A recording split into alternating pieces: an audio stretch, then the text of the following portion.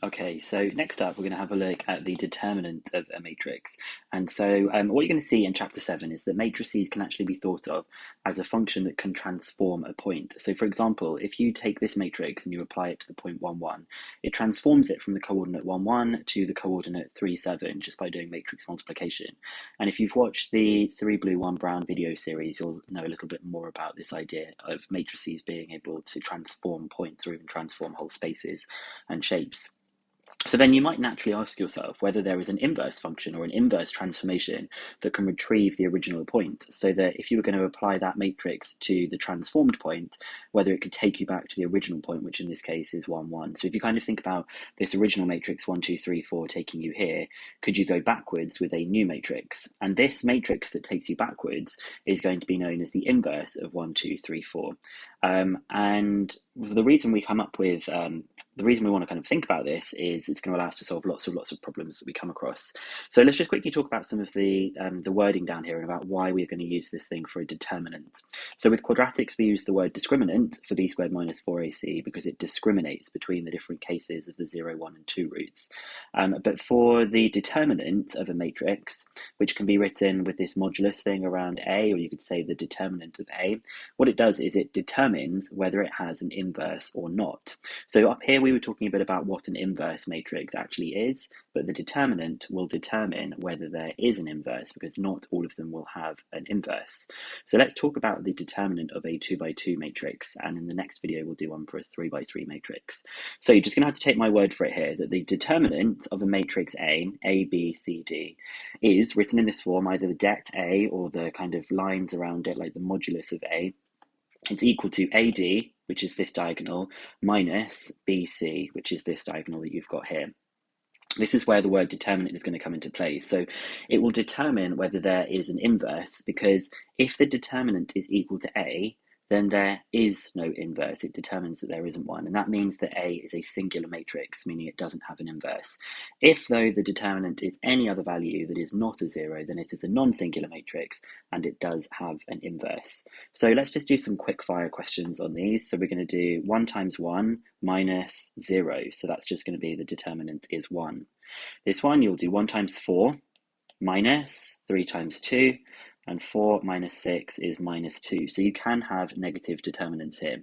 This one, you're going to have 0 minus 3. So that's 0 minus 3. So the determinant of this matrix is just 3.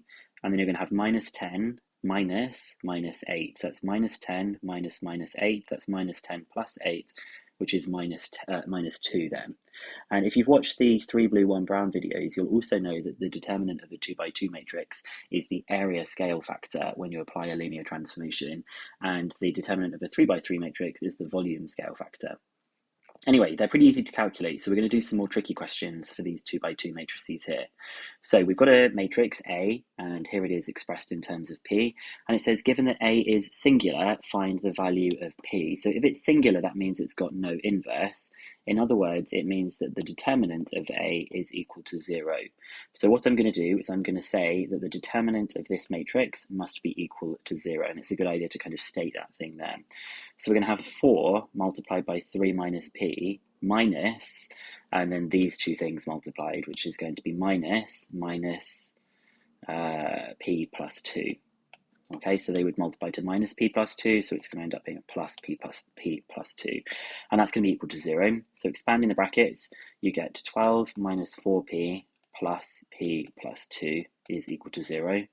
So then let's put the 4p and the p on the other side. So you get 3p is equal to 14.